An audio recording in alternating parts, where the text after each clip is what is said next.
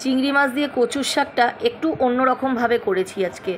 তার জন্য প্রথমেই আমি কচুর শাকটাকে নুন দিয়ে ভাপিয়ে জল ঝরিয়ে নিয়েছি আমি 150 গ্রাম চিংড়ি মাছ, 6টা কাঁচা লঙ্কা, টমেটো কুচি, আর নিয়েছি আমি এখানে পেঁয়াজ, আদা, রসুন পেস্ট করে। ফোড়নের জন্য নিয়েছি সাদা জিরে, গোটা লঙ্কা আর তেজপাতা। কড়াইতে তেল গরম করে মাছগুলো দিয়ে মিডিয়াম আঁচে রেখে হালকা লাল লাল করে ভেজে নেব। এটা বেশি লাল করব না, কারণ এটা যেহেতু কচুর শাকে দেব, বেশি লাল করলে এটা শক্ত হয়ে যাবে। একদম হালকা হালকা করে ভেজে নেব। চিংড়ি মাছগুলো ভেজে তুলে রেখে ওই একই তেলে আমি গোটা ফোড়নগুলো দিয়ে ফোড়নগুলোকে একটু ভাজা ভাজা করে নেব। ফোড়নগুলো একটু ভাজা হয়ে গেলে তাতে আমি বেটে রাখা পেঁয়াজ, আদা, রসুনটা দিয়ে একটু নাড়াচাড়া করে নেব। এবার আমি এতে চিংড়ি মাছগুলো দিয়ে আর একটু নাড়াচাড়া করে নেব।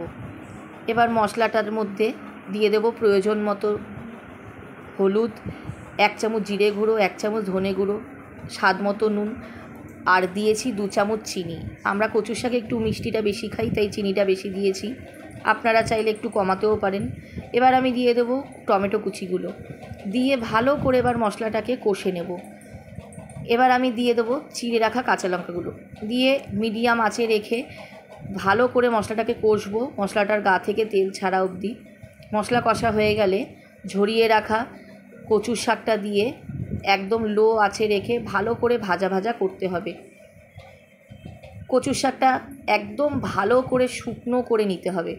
মশলার সাথে কচুর শাকটা কষে গেলে কচুর শাকটার রঙটা পাল্টে যাবে। এটা আমি একদম হাই করব না, একদম লো ফ্লেমে রেখেই বেশ কিছুটা সময় ধরে ভালো করে কষে নেব। একদম শুকনো শুকনো করে ভাজা ভাজা করে নেব। কড়াইয়ের গায়ে যখন লেগে যাবে কচুর শাকটা, তখন আমার ভাজাটা হয়ে যাবে। আমার দেখুন ভাজাটা হয়ে গেছে, আমি একদম শুকনো করে ভেজে নিয়েছি। এবার আমি একটা বাটিতে সার্ভ করে নেব। এটা গরম ভাতের সাথে আমাদের তো খেতে বেশ ভালোই লাগলো।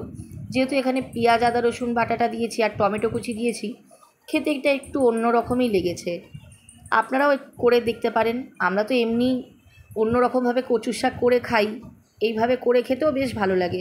একবার খেয়ে বলবেন কেমন লাগলো।